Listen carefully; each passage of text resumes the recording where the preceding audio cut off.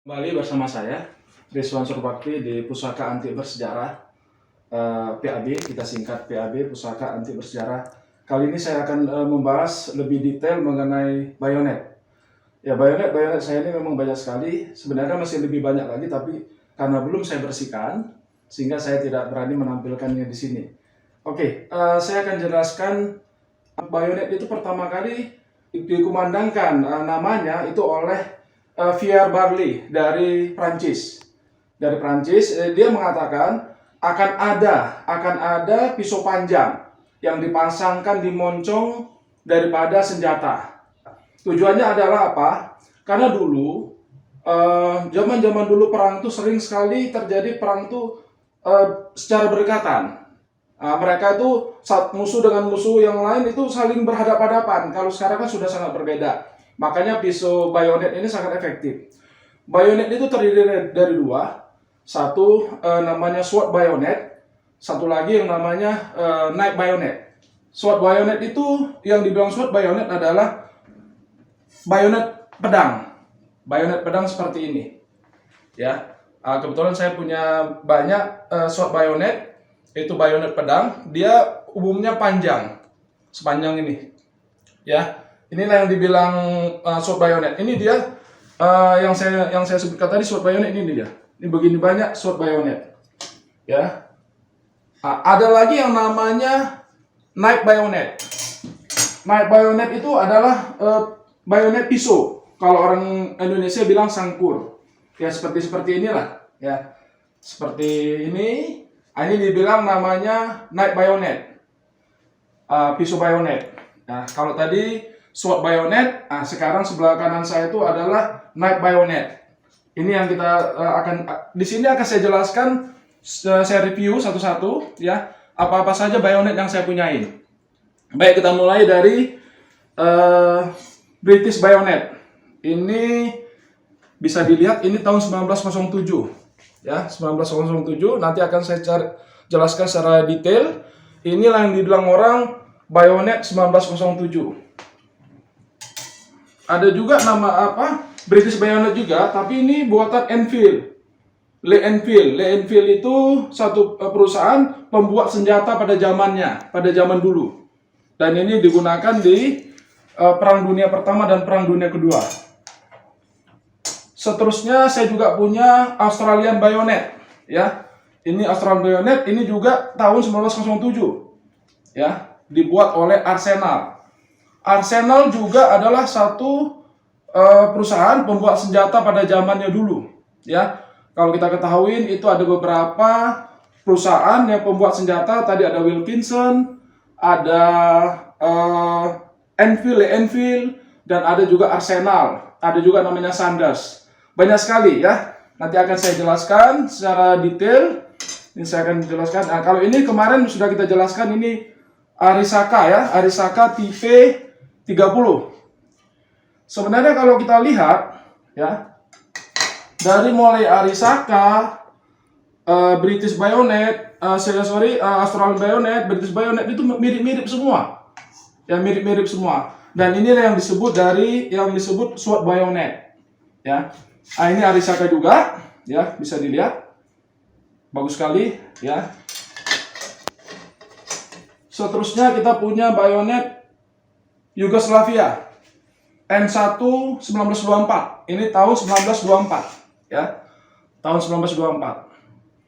Cukup bagus, ya. Ini dia. Dan kita juga punya sama, tapi yang ini tahun 1948. Ini juga bayonetnya Yugoslavia tahun 1948, ya. Seterusnya kita punya SP1 Pindad, ya. Ini buatan Indonesia tahun 1968, ya. Banyak orang bilang ini bayonet pertama lah yang diciptakan, sword bayonet pertama yang diciptakan oleh Indonesia. Cukup bagus sih, cukup panjang, ya, cukup panjang. Nggak kalah lah dengan negara-negara lain. Terus ada, ini juga punya Inggris. Ini MK1 karbin, ya. Ini M1 Garand karbin yang punya Inggris. Ini cukup bagus ya, nanti akan saya tampilkan pada saat dia dipasangkan dengan senjata, moncong senjata. Ini sangat bagus.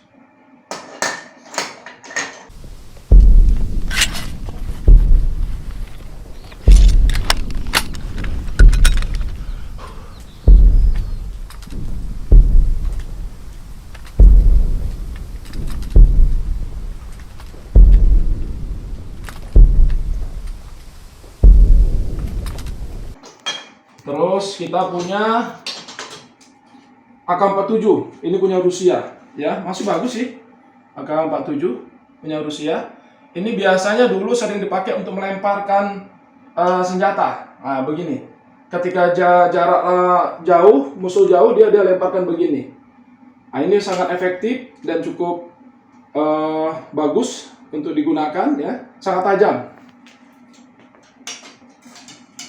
Terus kita juga punya Fairbairn Sykes. Fairbairn Sykes ini dulu menciptakannya, ya, karena dia mau ke negara China, ya, dia melihat di daerah sana itu mungkin banyak gangster dan dia khawatir, jadi dia menciptakan sangkur ini atau bayonet ini, Fairbairn Sykes namanya. Ini sangat efektif, ya, karena dia tajam di sisi kiri dan sisi kanan dan runcing. Sangat tajam, dan ini sekarang dipakai oleh Kopassus. Ya, inilah sangkur yang sangat terkenal ya, kalau kita lihat di YouTube ini sangat terkenal ya. Ya, ini sangkur Kopassus, ya.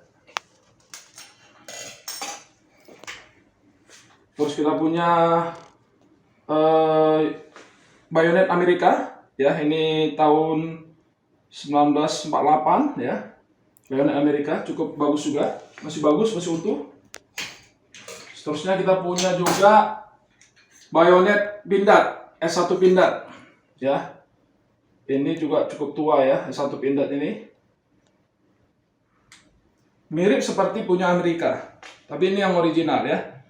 Ini digunakan di tahun 1990. 1990, sekarang sudah berubah ya. 1990 ini diciptakan, cukup keren ya, cukup panjang, lebih panjang lagi dari punya Amerika.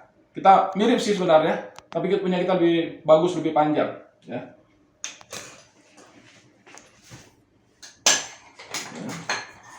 Terus kita punya AKM Jerman, ya, West Jerman. Ini sangat efektif ya. Nah inilah saya bilang naik bayonet. Naik bayonet sekarang ini karena zaman sekarang perang itu sudah tidak berhadapan-hadapan, sudah jarak jauh, menggunakan bom dan lain dan sebagainya, sehingga ini digunakan dengan fungsi yang berbeda.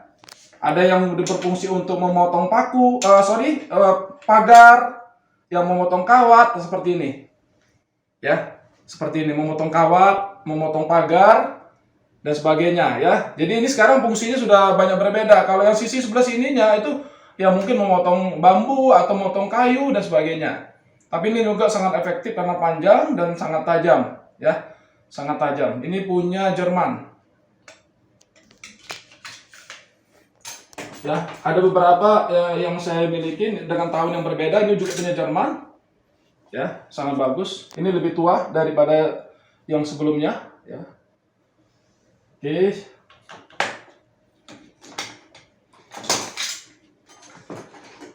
Ya. Banyak sekali bayonet-bayonetnya, jadi susah nyusunnya. Ini juga punya West Jerman ya. Ini juga sangat bagus ya, masih baru. Ya kalaupun dibilang baru sudah mungkin 50-an tahun lah, mungkin lebih kurang ya. Dan kita juga punya pisau Rambo. Ini juga sangat terkenal ya. Ini pisau Rambo. Ya kalau orang-orang bilang inilah pisau Rambo ya.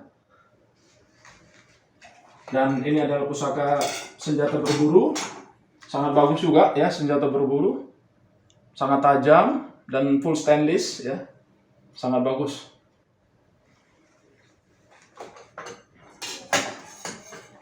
Baik sahabat PAB, kali ini saya akan menceritakan sesuai dengan judul kita, yaitu Bayonet 1907 ya. Pertama saya akan jelaskan apa sih beda Bayonet 1907 Inggris, British Bayonet dengan Australian Bayonet. Ya, ini Australian bayonet. Ya. Nah, yang ini British bayonet. Sebenarnya hampir sama ya, kalau kita lihat hampir sama. Cuman kalau British dia terkesan lebih tebal. Mungkin kita akan lihat ukurannya. Kalau dari segi panjangnya, ya, mungkin kita bisa lihat. Kita ukur.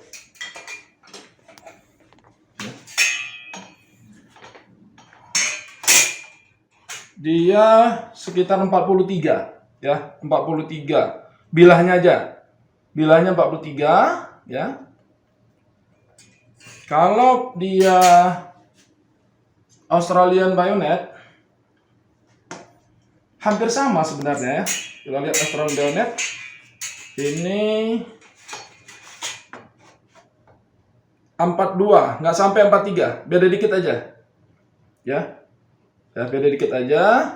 Kali ini kita akan coba menjelaskan perbedaan antara British Bayonet Wilkinson tahun 1907 dengan Australian Bayonet Arsenal, buatan Arsenal tahun 1907. Nah, sebenarnya sama-sama mirip, cuman ada perbedaan di ukurannya. Kita bisa melihat, kita mulai dari British Bayonet 1907 Wilkinson ya. Ini produksi Wilkinson. Kita ambil dari beratnya.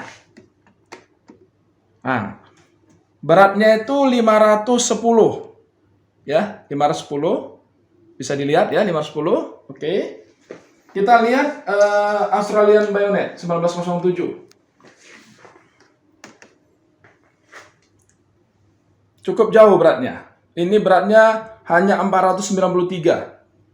Ya, kita bisa lihat beratnya hanya 493. Yang untuk ukuran tebal bilahnya sendiri memang ada sedikit perbedaan ya. Kalau kita lihat tebal bilahnya agak sedikit perbedaan ya. Jadi ini memang bayonet yang super langka ya. Super langka. Saya sangat bersyukur saya punya banyak sahabat di Indonesia ini, dan saya dapatkan ini dari sahabat saya dari Pulau Sulawesi. Ya, tepatnya di Parepare. Kebetulan saya punya sahabat dekat saya ya.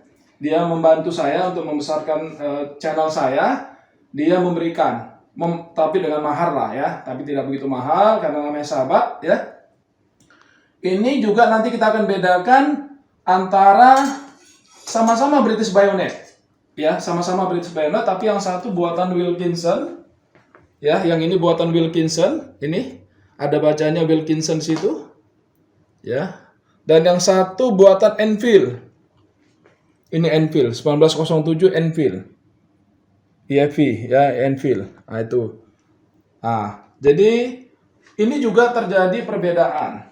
Ternyata buatan perusahaan Wilkinson, British Bayonet Wilkinson tahun 1907 itu masih lebih tebal dibandingkan dengan British Bayonet Enfield, Enfield. Ya, sama-sama British, sama-sama tahunnya, sama-sama nama bayonet 1907. Cuman mengenai tahunnya, ini kita lihat dari, kalau kita dekatkan ya, tahun pembuatannya ini berbeda ya. Ini kalau bisa dilihat kira-kira tahun berapa didekatkan?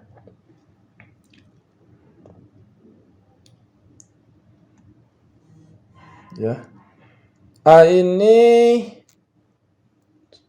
yang sebelah, yang tahunnya adalah di sini 1907. Di sini bulan Oktober 1924 ini.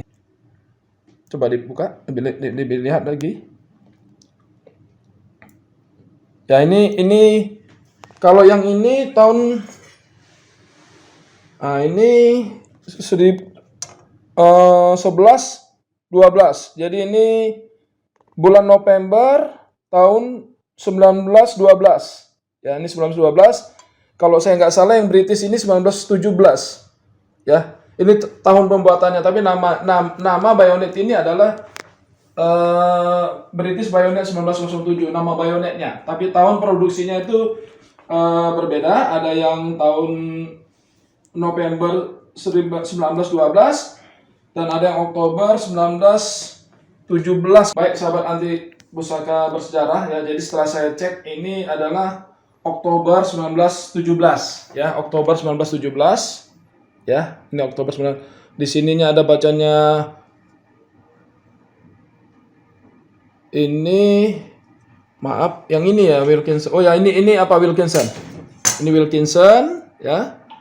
Tahun Oktober 1917 dan yang ini yang Lee Enfield. Lee Enfield 9 November 1912 ya. Sama-sama British Bayonet 1907. Baik, kalau untuk warangkanya sendiri itu asli kulit dan masih asli. Ya, ini masih asli. Yang punya Australian Bayonet 1907 ini masih asli. Bayangin aja dari tahun 1912 sampai sekarang masih bagus, ya. Yang ini juga masih asli. Ya. Ini Enfield punya, ini Enfield punya, yang Wilkinson punya itu warangkanya sudah rusak ya karena termakan usia yang cukup tua ya. Jadi inilah bayonet punya saya yang udah lama saya koleksi ya. Jadi mudah-mudahan kawan-kawan sahabat-sahabat sekalian ya, sahabat pusaka anti bersejarah sudah lebih paham tentang apa itu bayonet ya. Ya, bayonet saya ini memang banyak yang langka dan memang sangat sulit dicari, tapi berkat koleksi channel-channel kita ya, sesama teman-teman para kolektor bayonet, kita bisa mendapatkan pusaka-pusaka atau bayonet sebanyak ini. Ya, ini yang bisa saya jelaskan kepada sahabat pusaka anti bersejarah. Yang mudah-mudahan para sahabat lebih paham, sudah memahami tentang bayonet. Ya, tadi saya sudah jelaskan bayonet itu ada dua, ada bayonet pedang dan ada bayonet pisau. Ya, sama-sama berfungsi sesuai dengan tahunnya. Kalau dulu bayonet pedang karena perlu panjang, kalau sekarang bayonet knife yang memang fungsinya sudah sangat berbeda dari fungsi awalnya. Baik sahabat pusaka anti bersejarah, terima kasih untuk mengembangkan channel Pusaka Anti Bersejarah. Mohon dibantu untuk like, subscribe, and komen. Terima kasih.